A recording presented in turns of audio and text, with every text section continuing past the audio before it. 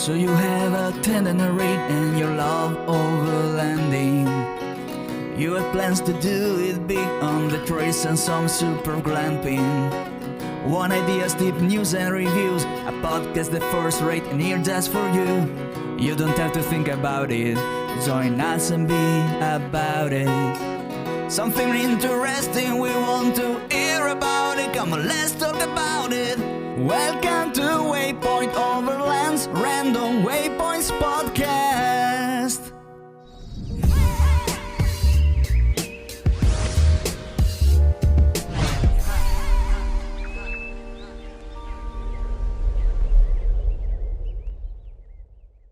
Sponsored by Midland, communication for every adventure, the industry leader in radio communication technology and innovation for over 50 years. Sponsored by My Medic. Sponsored by Tembo Tusk. Sponsored by Shower Pouch. Sponsored by DeMoss Collective, mission built and made for mobility. Sponsored by BrewTrek. Sponsored by Hard Impact Designs. Always remember, the opinion you follow should be your own. Just consider the things stated here to be a second opinion from a complete stranger online. Oh my gosh! I love it!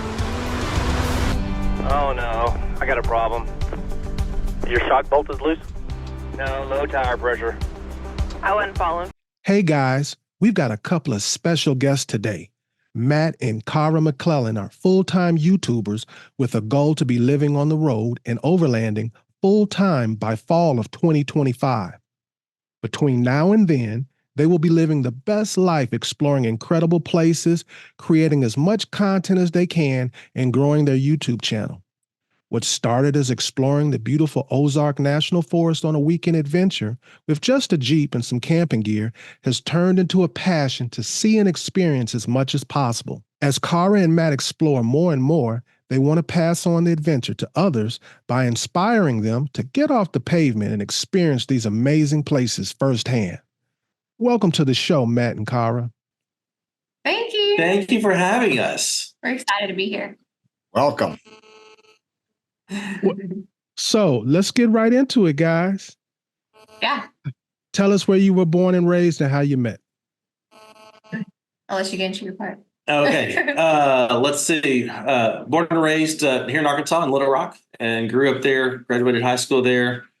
Went to college here in Conway and UCA and went to Kentucky for a little while, Texas for a little while, came back here in 2001. And yeah. Been here pretty much. Been here ever since. Yeah.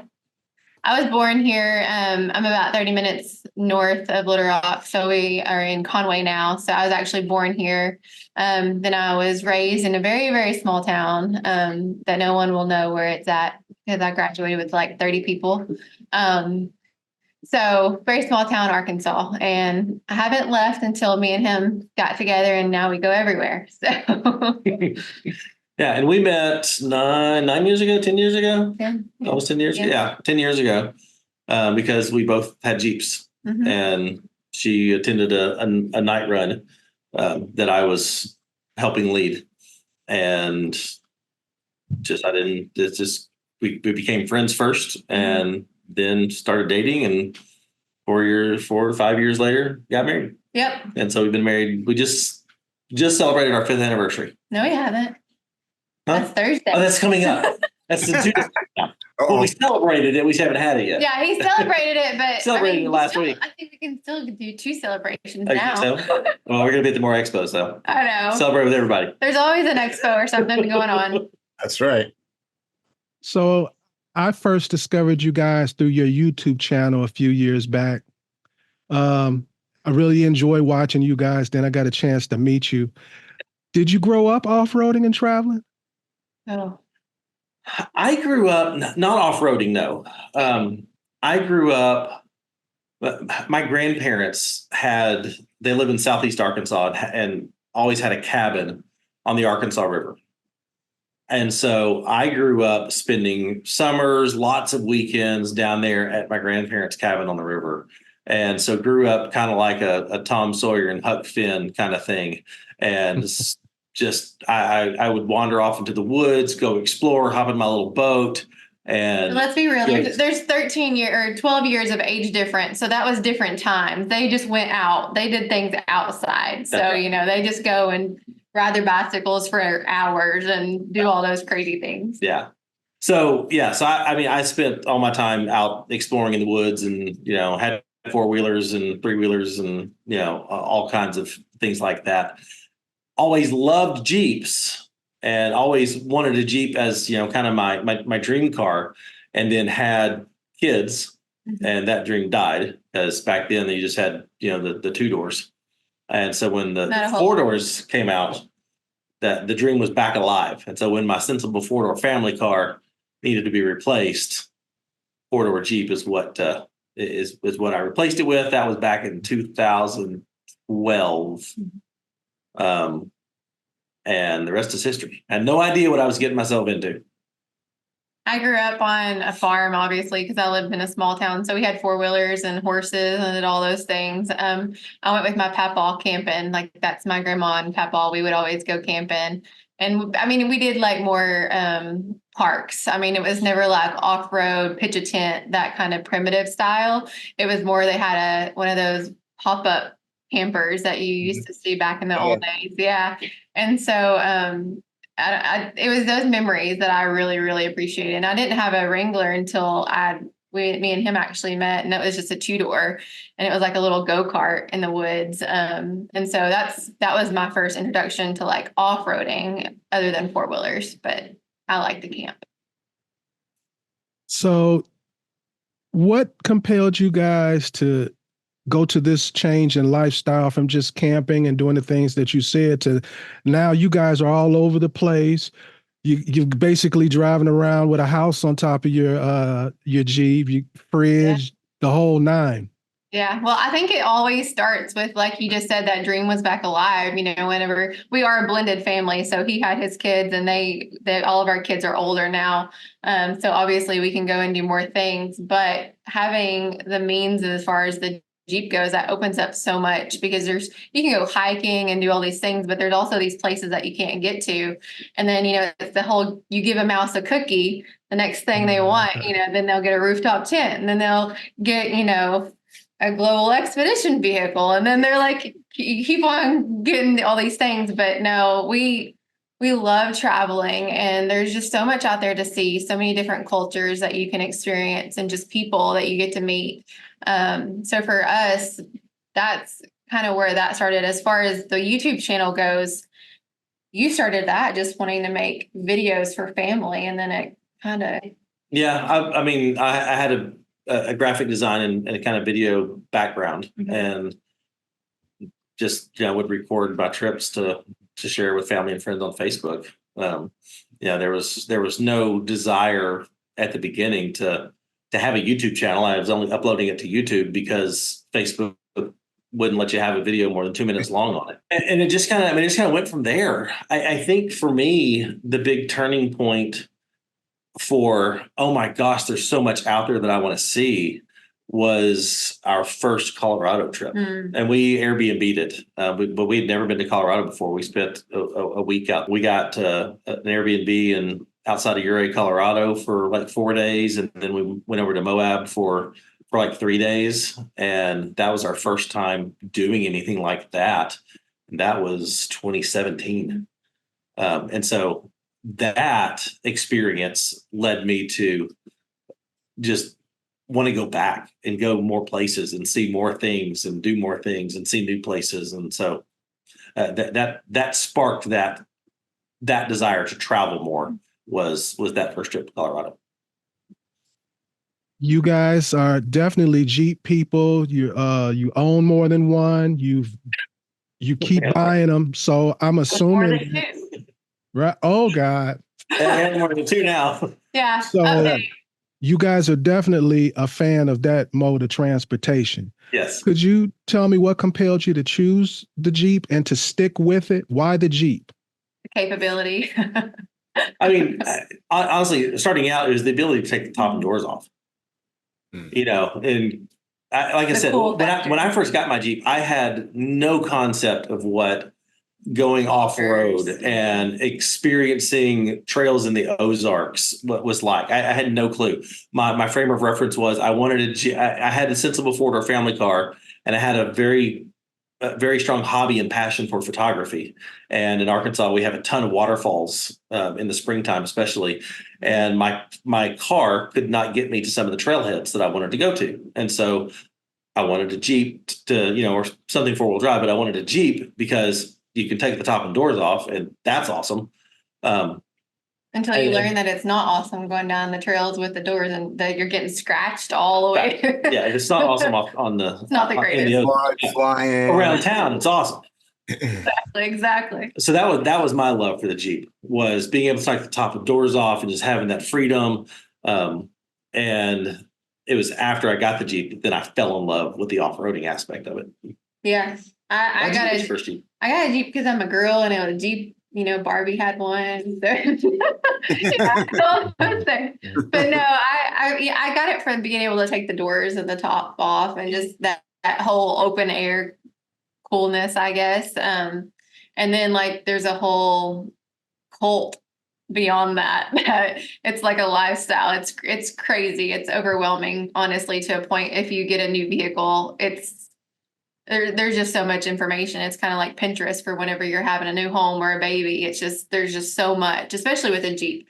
Toyotas, maybe not so much, because there's only so much you can do to them. So, but everybody makes something for a Jeep. And so the market is very saturated. But style has remained consistent, right? The look has always been consistent. Yeah. You got the Jeep Wave and the. Oh, it's so nice, actually. Whenever like we just got we have the Gladiator. For those that don't know, he has the Gladiator, and then I have a pink Wrangler. His is the Hydro Blue. We just got another Gladiator, and it's red. And so when it was stock and we were just driving it around, it had temporary tags on it. It was like we were incognito. Nobody knew who we were. So it was like so nice. Still incognito. Yeah, still a lot of people don't really realize that that's us. And then if we're on our bikes, like I don't have to wave at Jeeps. It's kind of liberating. Funny. So you've gone down this road, Mhm. and from what you guys tell me, you plan on going further down this road. Were there any hurdles to get to this point? Oh yeah. Yeah. I mean, whenever there's been hurdles the whole way. I think that's how you grow, right? But like whenever COVID hit, he was still working his job, his sales job. And so they were starting to pull workers back in, and he wasn't full time with YouTube at that point. And, I was working 3 jobs at that time. 2. Yeah. 2.5. 2-ish, yeah. Yeah. And so I do pharmacy. And so that's where I was doing that. And they were pulling people back, in shifts or whatever. And he was like, he was making 2 videos a week at that point. And he was like, I can either continue at this progression. And we were developing like, YouTube algorithm, you have to be consistent. And so he was like, I can either stop the filming. Like his boss was super cool with it, but if he goes back, he can't be filming because he'll be in an office. And yeah, they were calling us back to the office. Yeah. Yeah. And so at that point, it was the choice of at that point, the YouTube income had started to match what I was making in my day job. And so having the dual income was really nice for a long time. But I had the choice. Do I go back to the office and basically kill the channel and kill our ultimate goal of traveling full time? Or do I take the risk and go all in and really put the effort into the YouTube channel? And that's what we did. And I think it paid off. Yeah. And then, like I said, we have kids. And so there's that whole navigating our lifestyle with the kids aspect. There's proms, there's boyfriends, there's all these things going on. And then he did obviously decide to do full time with YouTube. And so meanwhile, I cut back, but I was still chained to my desk. I was still working from home. I was working from home before that was cool. But I couldn't, like, once I went through my vacation, I was done. And so one expo out west and I'm done. So that means I couldn't go to Colorado. I couldn't do any of these things. And so he was still Like he was going ahead and doing the YouTube thing. And so it was hard because that's our full-time, long-term goal is to hit the road full-time. And now in a year and a half, well, I had looked at that point, you're going ahead and doing this dream while I'm still sitting here chained to a desk, So, I mean, there's those personal hurdles that you have to go through. But I wouldn't say that it's been hard. Like it's, you do something that you love, you don't work a day of your life. And so we definitely feel that way. Yeah, definitely. Yeah. And the whole, the idea to get serious with the YouTube channel came from the dream of having a beginning of traveling full time when our two youngest are the same age, who are now juniors, next year when they graduate and go off to college, and then we are now empty nesters. That was the timeline, and so we came up with that dream in 2020, and it was in 2020 where we didn't even have 1,000 subscribers yet. Oh, so was I thought 2020 that we did that, or was the dream before that? And then 2020 was when you went. Oh, okay. And so that's it was then I thought, okay, so I've got 5 years to really get serious with the channel, so that will support us on the road. So that the traveling is the dream. YouTube was the means to get there, and the path to being full-time YouTube happened a whole lot faster than we ever thought it was going. And I will say, YouTube was the path that got us there.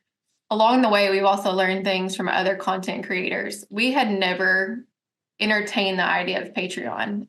We weren't going to do that. That's just something that's very weird to us because we're the same type of people as y'all. We put our pants on the same. We go to the bathroom. Granted, I sit down, you stand.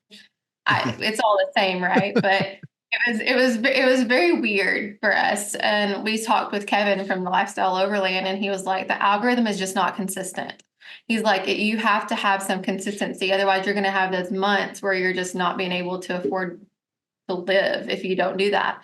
And so that's a whole nother leap of faith. Yeah, the YouTube revenue is very consistent. Yeah. One month it's fantastic, and other months it's not, and your video performance is pretty much the same. But who knows?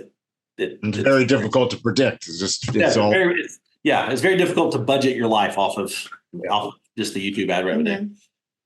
So he said, do Patreon, let that be your foundation. So weird. Still weird. That's what you're budgeting off of, and everything else on top of that is on top of that. So yeah. Well, it looks like your YouTube is doing well. I see you guys at all the events, and I can't ever say hi to you because you got so many people around you.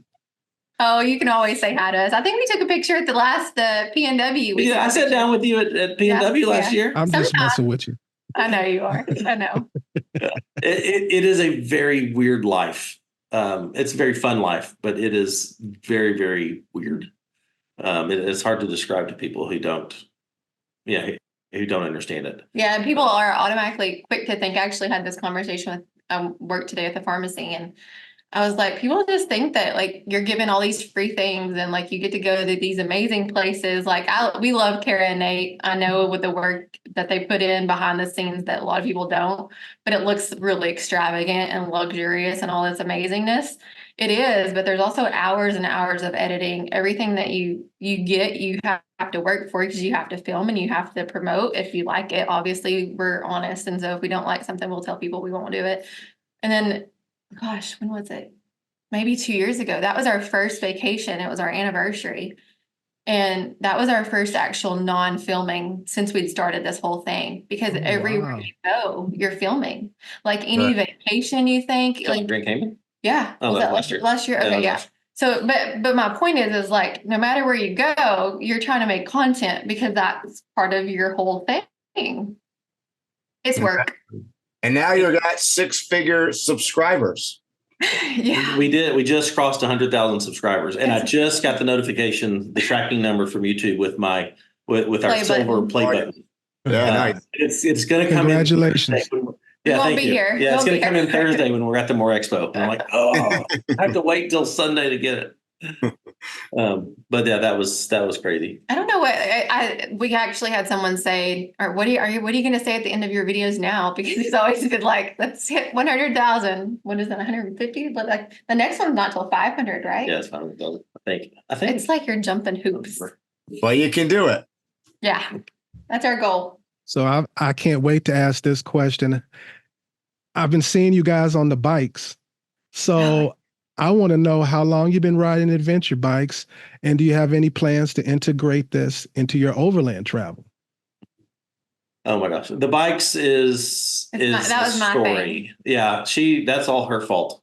So she was talking to someone and decided she wanted a Honda CT 125, which is kind of the old school, scooter looking, retro looking motorcycle, 125 cc's. And she decided she wanted that. And I was like, he was like, that's fine. Why? Whatever. I'm like, I have no desire for a motorcycle. I was like, it doesn't have a clutch. And it's like a bike. It's going to go. She just wanted to ride around town. I was like, okay. He's like, we have electric bikes, so that's fine. You get your little motorcycle, and I'll get on the electric bike. Yeah, that lasted one trip around the block. Yeah, we went for a ride, and I hopped on the e-bike, and I couldn't keep up with her, and I was like, crap. So I started looking at cheap motorcycles, and I found the Honda 150. The XR 150. So a little 150 cc's, which was a little tiny bike, but dirt cheap for a brand new bike. Motorcycle, yeah. And so I got that, and then we were having fun, and all of a sudden, you know what is faster and more speed? 150. All of a sudden, I'm out. I can go faster than she can, and she's like, "Oh, now I can't keep up. Now I can't keep up with you." So I big board my 125 to 181. I took it to a guy in Georgia, and so like my little 181 can go up to 70 miles per hour. And while that was getting fixed, I found the Honda 300. The CRF 300L at Expo West. And I learned his clutch. And so that opened up a whole new world. And so her best friend had the same Honda. And so we decided for off-roading, for dirt bike riding, she was going to take over the 150 and I would get the Honda 300. Mm-hmm. And that's what we did. And then that was awesome. And then her best friend's husband decided he had the KTM 390, and he decided he needed a bigger bike. So he got a new bike and gave the 390 to his wife. And then I no longer had a fast one again. She no longer. So then she had to have a 390 to match her best friend. Mm-hmm. And so then we found her a 390. And then you were at the training. And then I attended a Dragoo Adventure Riders training just a month ago now, and had blasted it on my Honda 300. He's natural at everything, and so it's super annoying. I had blasted it, and Bill said, you would do well with a larger bike. Of course you would. Not a more powerful bike for me. And so there was a guy there that had a KTM 690, and he was an older guy. And at the end of it, I was just talking to him about it and said, yeah, Bill suggested, I might get a bigger bike. And he said, well, I've kind of decided that this adventure riding is not really my style. And his bike was a 2017 with like 400 miles. 400 miles. Yeah. Wow. So he'd barely ridden it. And he came out for this thing. He decided, I just decided adventure riding wasn't for me. And so I'm going to sell it. I was like, oh, crap. I had no intention to buy a bike while I was here. And so we started talking, and I ended up buying his KTM 390 Enduro. 690 has KTM 690. So now we Enduro. both have KTM. And so at one point in time, we had 5 motorcycles. Not anymore. We sold them. And as soon as I bought the KTM, I thought, okay, I've got to sell 2 of these. And so sold the 300 and the 150. Yeah, I was going to show you. This is, so I don't know if you can see it. I paint matched the 181 to my pink Jeep. Nice. So it's hot pink. So we now have the 2 KTMs and then my hot pink bike. And Cara is attending the same class, the adventure riding class, here in 2 weeks. And we definitely want to start going out and moto camping, and we're trying to figure out how we want to take our bikes with us. Yeah. Because I bought it. I bought everything to tent camp and to like ground tent, because obviously that's a whole different, it's kind of like backpacking. It's very minimal, whereas you can put a lot of stuff in your vehicle. And if you have trailers, you can have so much. Well, motorcycles. You can't. But Yeah. and you got the filming stuff. We're gonna. Yeah. I'm trying to figure out That's how a whole nother thing. I'm trying to figure out how to film on a motorcycle. So I've been doing research on other motorcycle channels. Yeah. I mean, our channel. Itchy Boots has Norley has a series on how to do it. Yeah. Yeah. So I've been getting some equipment to help with filming different angles and stuff. And yes, the adventure bikes will be on the channel. Hopefully in the next videos too, Mike. So yeah. Hopefully in the next few weeks, I'm going to take a trip out and do the first filming. And I've told my audience repeatedly, I don't want to be considered, we don't want to be considered a Jeep channel. We don't necessarily want to be considered an off-roading channel. We want to be considered an adventure channel. And so, we've gone skydiving in our videos. We've done other crazy things in our videos, hiking in our videos. And so the motorcycles is just another avenue for adventure for us because, there's places you can only see by hiking. There's places you can, see on 4-wheel drive, and there's places you can, only see better on 2 wheels. And so it just expands our ability to see more. And honestly, that's like, what you had mentioned about in our bio there at the beginning is like, we want to inspire people, and that doesn't always look the same for every person. Like some people, they may want to be on a bike. Some people may want to hike. Some people want to be in a vehicle. Not everybody wants a tent camp. Not everybody wants to have a camper. There's just so many different things out there. And that's kind of our goal, is to educate them how to do that, smartly and wisely and legally, but also just to show them all the options that are out there, because there are so many options. And like a lot of times you can go to all these expos and all of these things, or people obviously want to sell you everything, but that may not be what, you need. And so save you some money maybe down the road. Yeah. I think it expands your channel too. If you're bringing all these different elements in, it's a different group of people. I mean, as you mentioned before, YouTube can be quirky. So if I put up something about motorcycles or bicycling or the people that are looking for the big truck are not as interested, and blah blah blah. But after a while, you kind of got to train them a little bit, I guess. Well, and not only that, people, I think. And I may be misspoken, but I think I can speak to some of our audience that a lot of our devoted followers are here about our journey. And like, throughout our relationship and our whole footage, like I've lost a lot of weight. And so there's been a lot of encouragement from people out there who are having health things. And so it's just like, this is our life. We're filming our adventures. That's still at our core. We're not like puppets, right? So, we're just wanting to share the world and just the things that are way cool out there, because if you stay in a box, you don't grow. Yeah, we're just trying to what they are. Yeah. Well, I think those are the most successful channels anyways, because they're following you because of you. You know what I mean? At the end of the day, it's what you guys do. I agree with everything you guys are saying. I've been a fan of you guys for a while. And that's the whole reason why, is because you don't just do the same thing every video. It's like, oh, they're like real people. I'm just along for the ride. Yeah, we are. Yeah, that's our goal, is just to make you feel like you're, in the passenger seat or walking with us or on the back of the bike, maybe. Or even, down to recently, we had the loss of our puppy.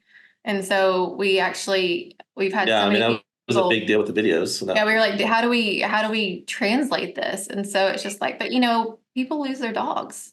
Yeah. And that's something that like just being able to grieve together, it's really cool. Yeah. This can be a really cool system. Just like anything, you can make it bad, or you can make, you can do all of it. It's also a way of healing and just growing. Yep. In both directions. Mm-hmm. Absolutely.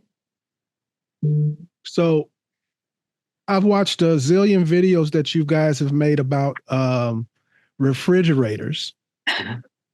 So I want to know what you be putting in them refrigerators on the trip. And what's your go-to meal to prepare when you're on the road? Anything and everything. I had to lose weight for a reason. I think the go-to is steak and potatoes. Yeah, we really like them. And just like the mashed, but like in a packet. Instant potatoes. They're really, really good. Yeah. But I think steak and potatoes are our go-to. We've had Steak and hibachi. corn. Yeah, we've done stir fry. We've done lasagna. Dutch oven stuff. I mean, fajitas a lot. Full packs. Simple bratwurst. Yeah, hobo packs. Hot dogs. I've never had a hot dog. Fettuccine. We made pasta at camp. But I think, I mean, my go-to is always going to be a steak. Yeah, it's changed throughout the year. Like, there's been a lot of protein shakes that's come through my fridge, and grapes, and for the Rebelle Rally, peanut M&Ms. So yeah, there's a whole lot of everything. So you're doing the Rebelle Rally? Mm-hmm. Talk about it, please. How did you miss that? I don't know. That's why I'm looking shocked right now. Yeah, they trap him up in the Northwest. Apparently, it's a little corner of the state. And we've been talking about this. That's fine. I'm sorry. So, yeah. No, you're good. You're good. But I want to know about it. Yeah, so we started, so it's me and my best friend, Danielle. You may have seen her in some of our videos. We traveled 6 weeks last summer out in the Pacific Northwest. And so we spent that time to get to know each other as far as like personal, like we're really good friends and we wheeled together. So we know that we're very capable off-roaders, but being in a vehicle for 8 days, on the Rebelle, you got to get your emotions and you got to be able to work through problems and just figure out how you deal with that, how you deal with not showering, just a little bit of everything.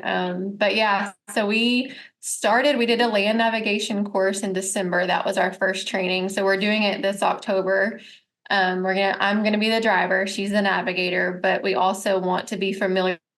Obviously we're both good drivers, but it's more of me like having become more familiar with the navigation piece, just because if she needs any help or second guessing or, I just want to be able to help her if she needs that, because that's what a teammate's supposed to be. And so taking my Jeep, I was on 38s. Now I'm on 35s. Ooh. So little. But that's one of the reasons why my new Gladiator, I'm building it up to be. So it's on my old 38s and has the new lifts. And so it's going to be the big Jeep now.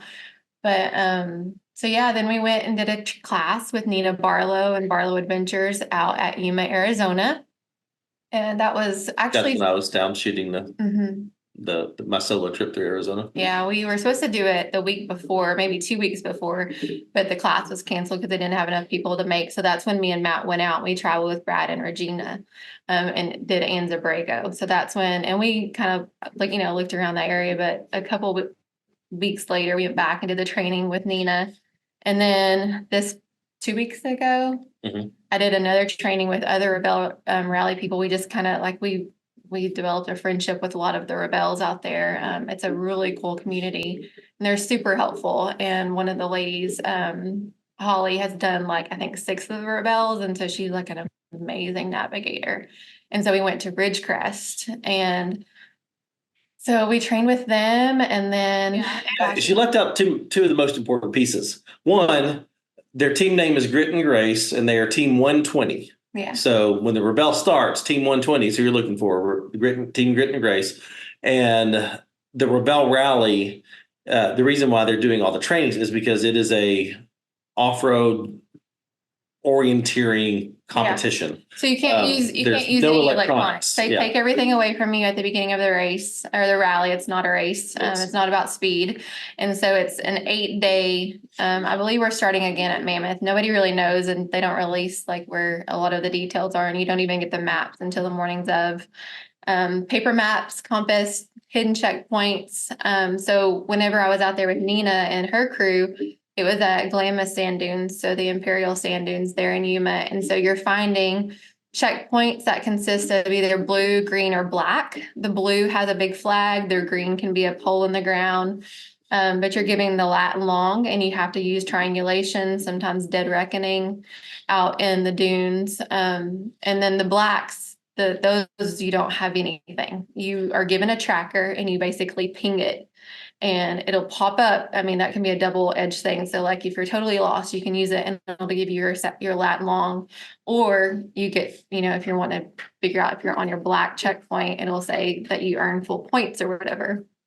Oh, I'm sorry. No, go ahead. No, go ahead. No, I just want people to I want you to emphasize the training. I know all about this.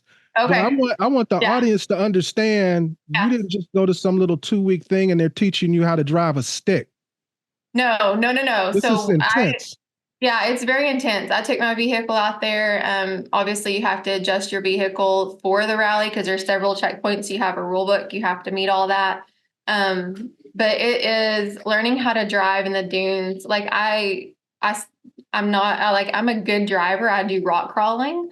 And so sand driving is totally different as far as like figuring out like rolling and how to read the dunes and how to read, like that shift point and like not parking, towards uphill and parking at the right angle and being able to recover and dig. And it's real hard. It's a lot of training. It's a lot of money. And it's also a lot of training. It's not just, you can just go out there, you think it's a really cool thing, but like you're using the Pythagorean theorem to figure out how off you are based on, your points and stuff. It's a lot. Yeah. And they're going to a lot. Like I said, they're taking this very seriously. Yeah. And so far killing it. And their primary goal is to be Rookie of the Year this year for the REBELLE. And I think they have a really, really good shot of nailing that one. Yeah. If they could win it, that'd be awesome too. But, I think Rookie of the Year is a very attainable goal for them. Yeah. And it's not just, it's a time commitment. It's a travel commitment because everything's out on the West Coast for me. So we're East Coast. There is going to be a couple not REBELLE U trainings that are on the East Coast that some local REBELLEs are putting together. But for the most part, everything's on the West Coast. So that's about a 2-day drive time. So, I mean, it's a lot of time. It's a lot of brain power. There's you don't stop thinking about it. And you're always kind of thinking, what is Emily Miller going to plan? Because last year they took away their maps. That was one of the little tests of the day is, if you wanted to go trace these checkpoints, well, you have to turn in your maps, and the map that they give you, the maps that you're turning in, you've already plotted most of your day on it. So they give you these new maps that are blank. And not only were they blank without any checkpoints on it, there was not hardly any topographical features. It was pretty much flat. And so, I mean, you're having to read all of that. And if you've never read a plotter, if you've never read a compass, and if you have to get outside of your vehicle to take heading and distance, those never lie. Maps and the trains and all of that can change. The dunes especially will change. So you have to know to get out to take a heading and a distance and find that runway that you're looking at, because otherwise that road that you can see, that's not on your map, or you're at an OHV area and there's 70 roads and you're like, okay, this map has one road, but I'm looking at 70. And so which way do I go? It's very intense. It's very intense, but it's also fun. He was telling me whenever we were training, he said, you having fun today? I was like, as long as you know that hard comes before the fun. Yes, I am.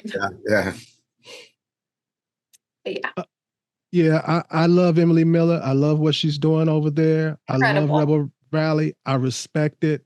If I ever was going to go somewhere and be lost and I needed somebody to navigate, I would pick somebody that was a previous Rebel Rally person. I can't do it. Yeah. I'm the guy GPS expert. I don't know how to use the compass at all. Emily, she teaches navigation classes at different little events. Oh yeah, I just haven't been to one. I'm busy teaching. I'm busy teaching the technology side. Yeah, I'm with you. I'm on the technology side. I mean, I've always been like, as long as my phone's charged, I'm good. He's like, anytime GPS tells me to turn north on such and such, I'm like, okay, Lewis and Clark, is that left or right? Because I don't know. So funny. So if you've ever watched the podcast, you'll know that we like to get philosophical around here. Okay. So you're in trouble now. All right, let's do it. Let's go. What do you wish you had known when you started out? It can be about your rig. It could be about life in general, business, family, health, whatever you like. I wish I had known. I wish I had known what I know now, so I would have started much earlier. Right. Because I've been doing this for this off-roading and Jeep life thing for 12 years now. That's it. I wish I had known about this and started down this path a long time ago, back when my kids were little, so that they could have experienced more time. Can never get time back. Yeah. I didn't realize how amazing so many places are that now I want to experience, and there's no way I'm going to be able to cover them all. All these places I want to go, and so that bums me out. I wish I had started a long time ago. Gosh, for me, I'm gonna try not to get emotional.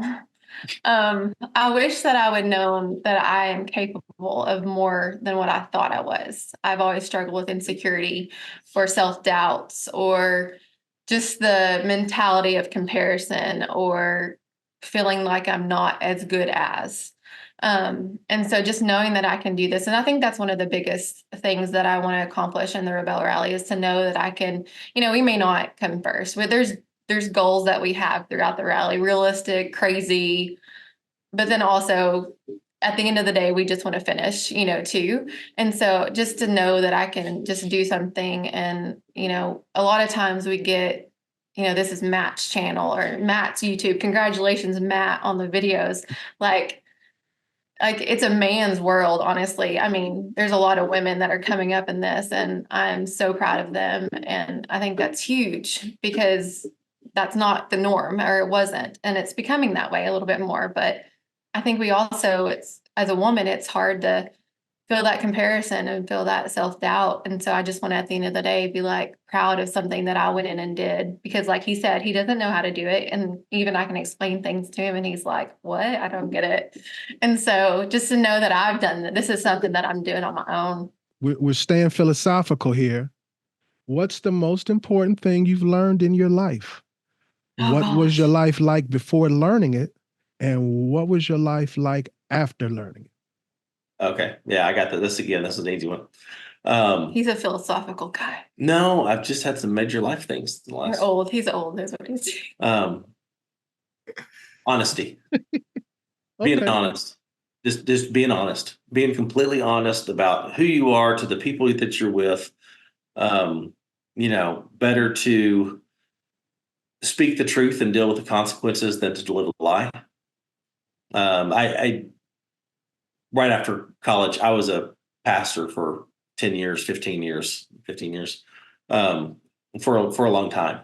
And there's a lot of pressure in that to be the example, to be perfect, not letting anybody know that you're struggling when you are, that sort of stuff. So in that, you become really good at putting a mask on and pretending to be something that you're not a lot of times. And it was after she and I met. Mm-hmm. I learned, it became very apparent to me that so much of my life that other people saw was not reality. And so I learned to just be honest. Mm-hmm. and be okay with the consequences, and deal with them instead of, even to the point of, telling little white lies just to avoid a conflict or just to, not hurt someone's feelings, that sort of thing. If anybody ever asks me a question, they're going to get brutal honesty now. And it's so liberating. Yes. Just to live your life and just to be honest. And, the flip side of that is not caring what anybody else thinks. Yes. I'm still just living your life. And if someone else, we've all got opinions. They all differ, and it's okay. It's okay if your opinion differs from mine, and we can still get along. And if you don't like me because of it, I'm okay with that. I'm going to go live my life. So. For me, I would have gotten a French bulldog sooner. He's changed my life. No, gosh, I don't know. I'll have to think about that one. That's a hard question. I think you answered it pretty good. Okay. Yeah, he went pretty deep. You almost No. brought me to tears. No. I'm like, let's bring a dog in here. Okay. Now this should be a good one for you because you guys, you time to time cover gear. Oh, a little bit. In the last 12 months, what's been the best investment in gear you've had and why?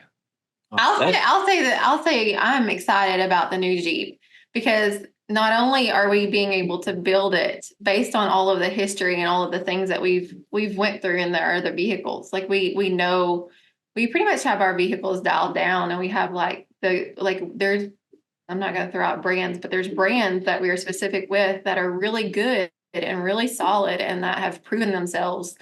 And so I'm really excited about that because it's not only like it's a Jeep, it's the same kind of vehicle that we've owned, but we're doing it and I wouldn't say that we've messed up. I was very intentional with my Jeep. He kind of throws things here and there. He changes a lot, but I'm pretty much set. And so to be able to do that on a vehicle that's like, this is kind of our daily right now. It's going to be our long term because his Jeep is going to be it's going to be 100,000 this summer, if not a couple months. And so this Jeep is going to be like our long-term goal. And so we're not going to wheel it crazy right now, but we're building it out to be ready for whenever his, kicks the bucket or he can bang his up even harder than what he does. So I would say that I'm real excited about, that. I love the bumper that we have. I have an Evo quarter pounder that's on my Wrangler, and then we just put it on the Gladiator. I think it's hard for me to answer that question because I do try a lot of different gear. And that is, that's one of the perks about, having a YouTube channel is lots of people want you to try their stuff. And so I've tried a lot of stuff. I've tried a lot of different configurations of my Gladiator with different racks, different tents, different gear setups. I'll say the one thing that I would not go out, I would not travel without, and this is way beyond the last 2 years, but a 12-volt fridge is just a game changer for me. Who got you your first? You did. Yeah. Carrie bought it for me as a Christmas present before we were even married. He was never going to get a fridge. Stupid. I thought it was ridiculous. Ice chests worked perfectly fine, and it pretty much changed my overlanding life. But a 12-volt fridge, I will not go without, and I've had a bunch of them. I've experimented with all different sizes of fridges, but at the end of the day, a 12-volt fridge, I will not go without. It actually frustrates me when we are in the new Gladiator because it does not have a fridge. It has no place to really put a fridge yet because I haven't made that mod yet. But fridge, I've used so many tents, cooking apparatuses. There's so much good stuff out there now. And that's one of the things I actually talk about it in a video that I shot yesterday and this morning.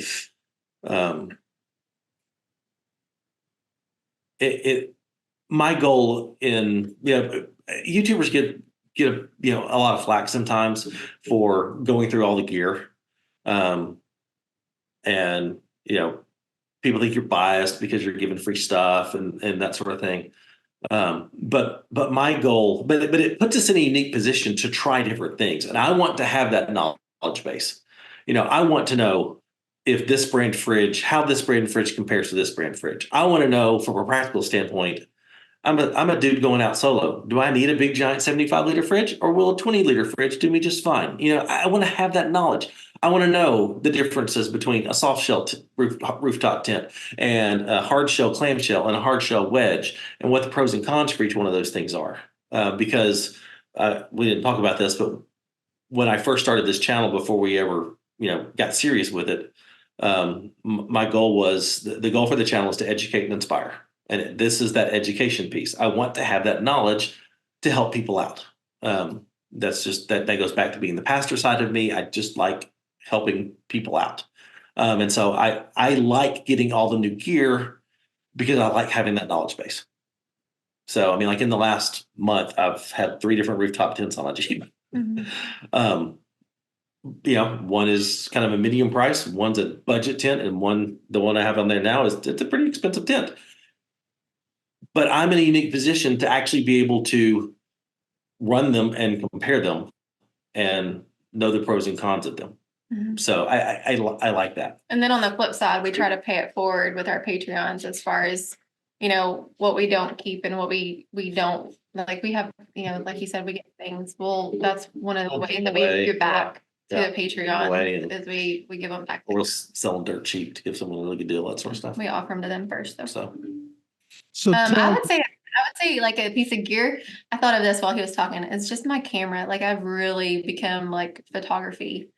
So I would take pictures sooner. I've always not thought my pictures were as good as I see a theme here. So yeah, I would take pictures no matter what. You can't take back a photo that you didn't take. So tell me guys, what's your favorite type of landscape or trail to wheel? Rocks. Yeah. I built my Jeep for Pritchett Canyon and I conquered Pritchett in Moab. It's a 4-mile trail. It took us 11 hours to do those 4 miles. It's obstacle after obstacle. It's not like the Rubicon, but I definitely want to do the Rubicon too, because I hear that that's kind of relentless. It's not ending, but it's just different. But I'm a rock crawler. Yeah. I like camping in amazing places and taking the most technical trail I can to get there. I do very much enjoy the technical trails.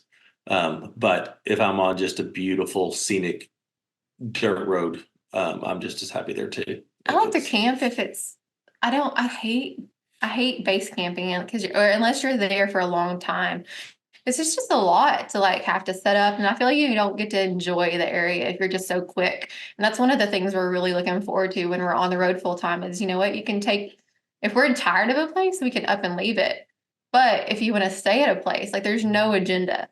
And so I'm like that as far as overlanding that side of things. I would love to do that, but we've been always trying to fit in like everything's like scheduled. And so I don't like to have to pack up and wake up and. What is your goals when you do what are you when you set out to do your full time? What are you going to do? Yeah, I think, there's several, channels out there that, do the full-time travel thing, but I think I want to do it different than others do.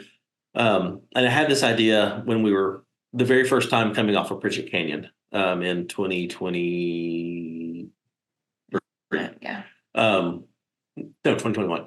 Sometimes I'm tired of just running all the famous name trails. Like if I don't ever go back to Uray again and run Alpine Loop, I'm okay with that. It's beautiful if you haven't ran it. But I've done it so many times. And if I love Moab, but if I never run Hell's Revenge again, I'm okay. I will because I love the trail. But if I don't, I'm okay with that. What I want to do, and we were coming off of Pritchett Canyon, and when you come off of Pritchett Canyon, you've still got a 25-mile drive through BLM land before you ever hit the highway. So you're done with the trail, but you're not done with with the driving and the scenery. Emotions. And I thought, you know what? I want to come out here and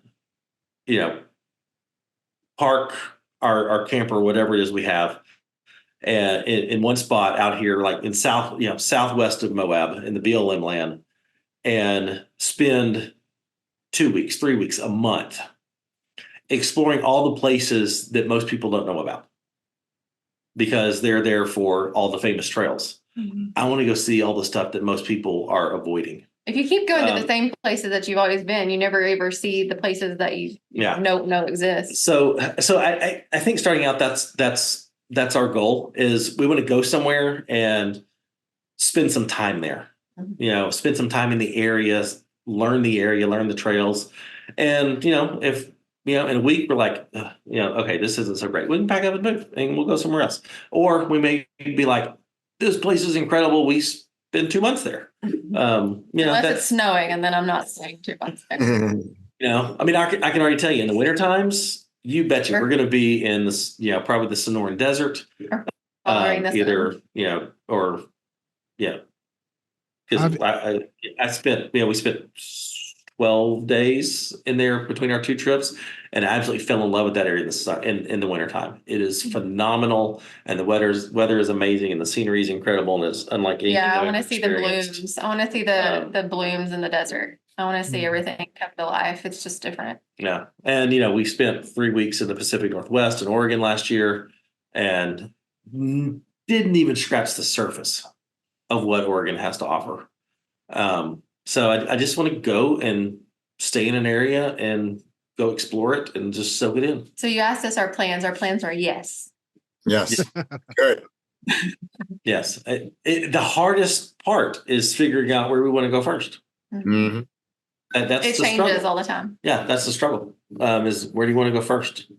And I think the mountains would be our default, but we won't be starting until the fall, and then we get into snow. So Right. I don't know where we go first. So with that, then what's currently at the top of your bucket list for a trail or adventure? I got to get through the Rebelle. Now that you know that, I got to get through the Rebelle. That's Right. the top. That's this whole year is centered around the Rebelle for me as far as trainings go. I have 1, 2, 3 more Rebelle U trainings scheduled. And so I guess all 3 of those are with Emily Miller and her crew. And then who knows what other things. There's obviously we're going to do expos and stuff. So, but I want to get through the Rebelle. And as far as I'd like to do the Rubicon, because I've not done that, and That's my next big thing. I want to do it? the Rubicon. Yeah. Yeah. Before we hit the road full time. next year. Before we hit the road full time. So it'd be next year. Yeah.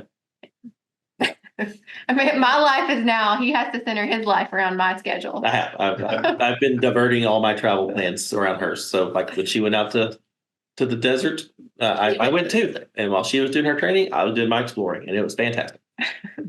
So guys, is there anything I didn't know to ask that I should have asked you guys? The Rebelle is my secret. That's it.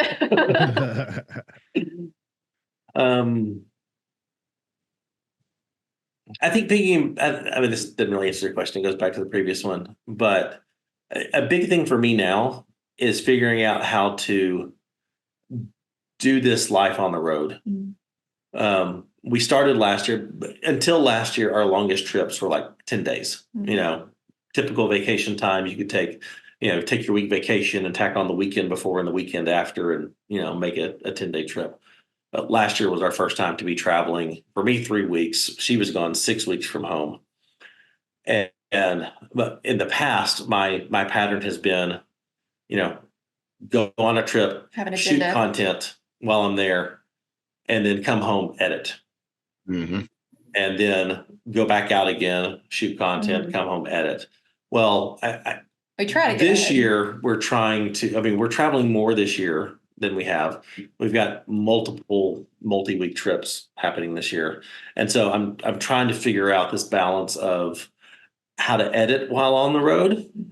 With dogs, how to, upload while I'm on the road, because it's very stressful for me trying, if we're going 3 weeks, my default has been, okay, I've got to get 3 weeks worth of content done before the house. Yeah. And I'm trying to back that off and go, let's build in some relaxation, some downtime into these trips.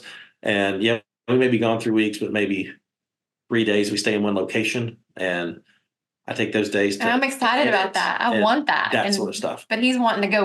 Like that's our whole mindset before, traveling full time is like to do as much as you can. Like it's a shift, and like I don't have to be in such a rush because we're out here for a while. Yeah, we're trying to intentionally slow down. Yeah, which is weird because you're filming. You think that as YouTubers going on these trips, you're going slow anyways, but like I said, it's not. No. How does someone find you guys on social media?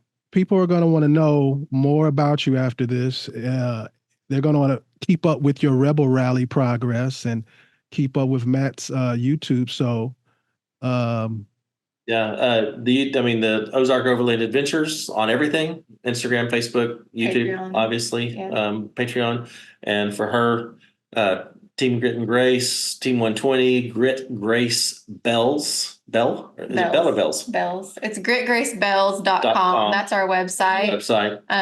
Team Grit and Grace on Instagram. And on Facebook.